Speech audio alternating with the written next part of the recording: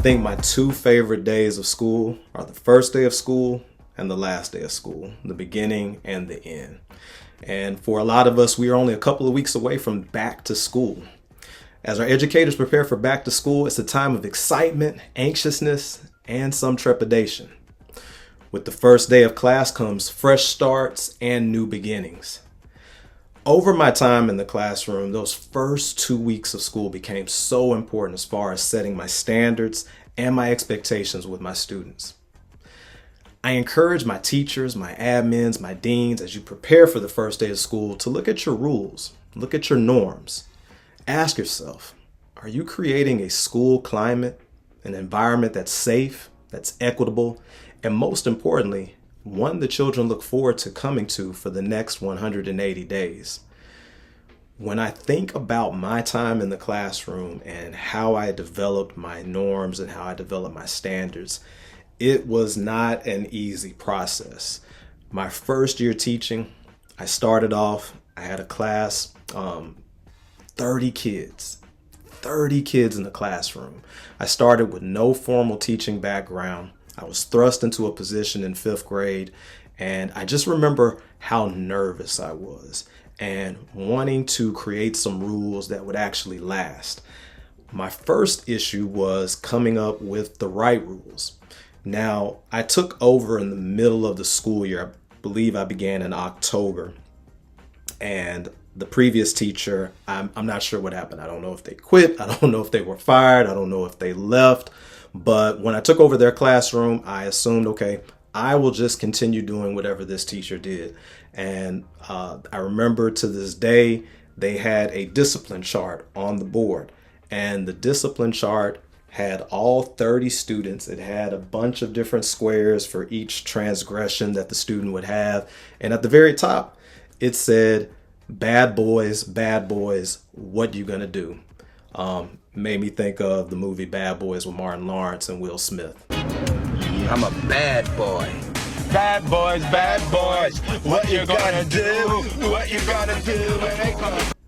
And I thought, cool, I'll keep this. It's catchy, I like it, easy to remember. And I went with that as my way of my classroom discipline. Students would get a mark or a check mark every time they had a certain amount of infractions. And I kept it that way up until my principal came into my classroom, saw that sign, saw the bad boys, and the connotation that came with it. And was basically like, yeah, Mr. King, you're going to have to change that. And so I started thinking about what were some of the most important rules that I needed to implement, that I needed to create in order for my classroom to have success. Over time, I went through a bunch of different rules. I started off, I was like, okay, I'm going to come up with 10 rules. And I thought 10 rules. 10 rules, think about the Bible, 10 commandments. Worked for this guy way back when. Should work for me. The struggle that I ran into with having 10 rules was that it was too many for my students to remember and for me to remember myself. I remember students would do something within the classroom. Hey, Johnny, you just broke rule number 8. I need you to repeat rule number 8 to me. Raise your hand when you need to speak. Nah, Johnny, that's rule number 5. What's rule number 8? Don't get up without permission. Nah, that's rule number 2. I had so many rules. My students couldn't memorize them.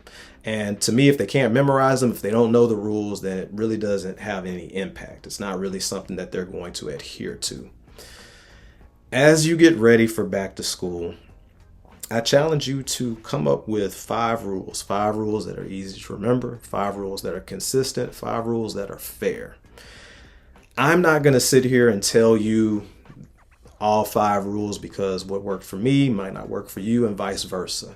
But I do have a couple of suggestions for some rules. So my first rule is an important one, especially for any new teachers, especially for those first few weeks of school.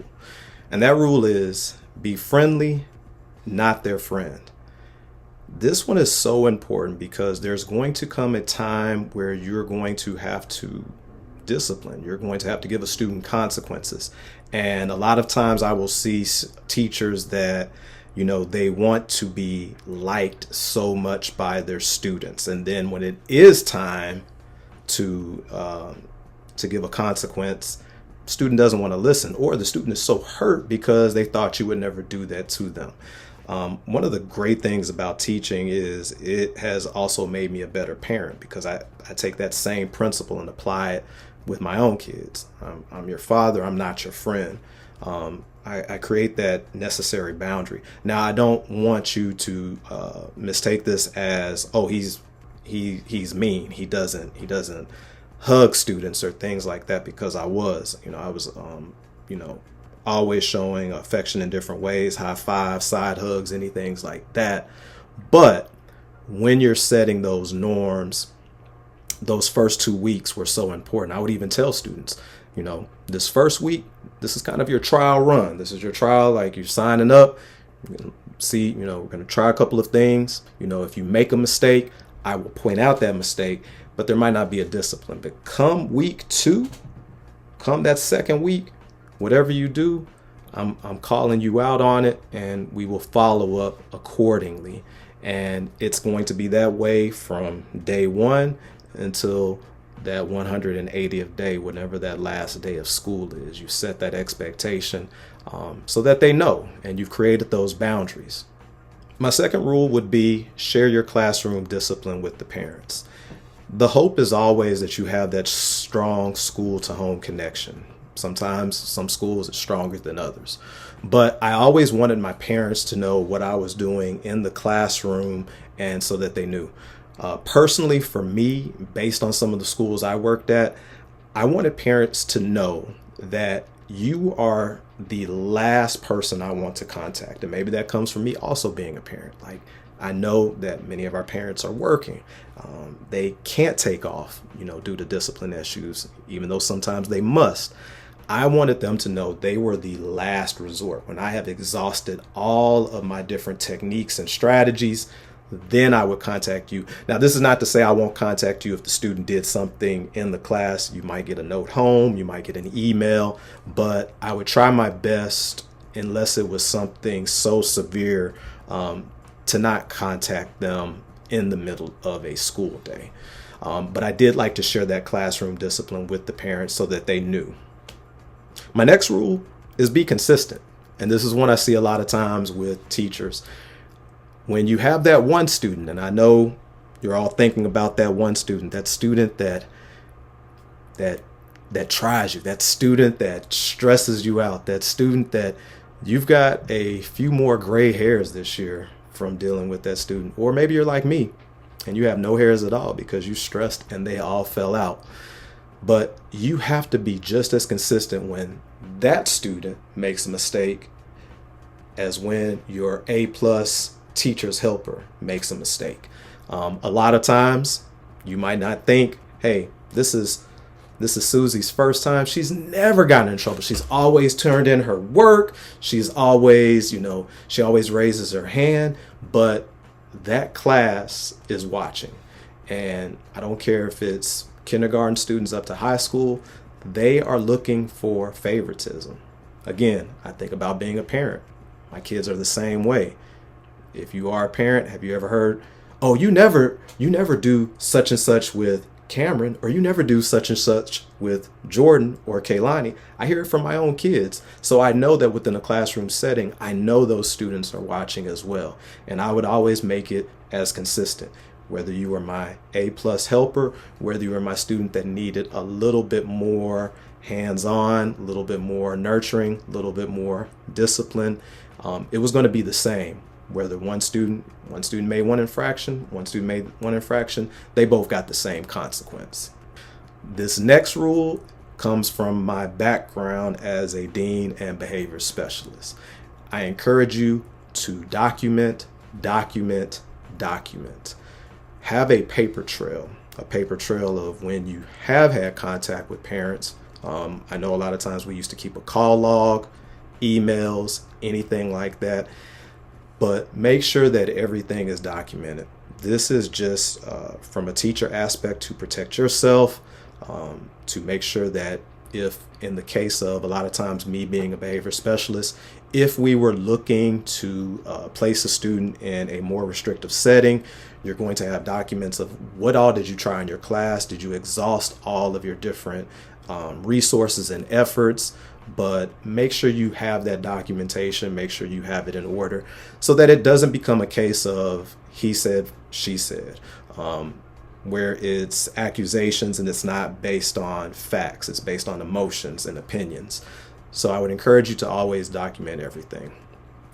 Last but not least, I ask you, when you think about your classroom rules and think about your students, I want you to think about intrinsic versus extrinsic motivation.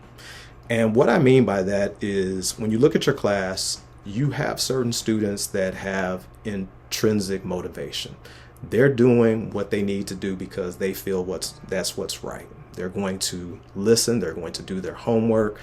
They are motivated by doing the right thing. It could be to make their parents happy. It could be for their own self-value, how they look at themselves and how they view themselves.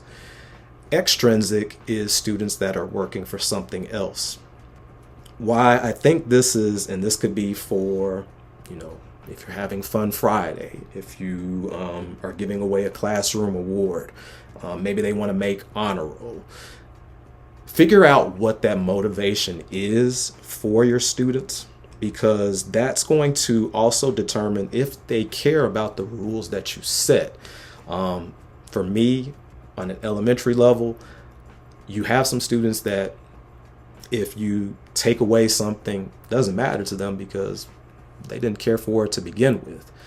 And so I always try to create whatever it was in my class. And being on the elementary level, for us, it was Fun Friday.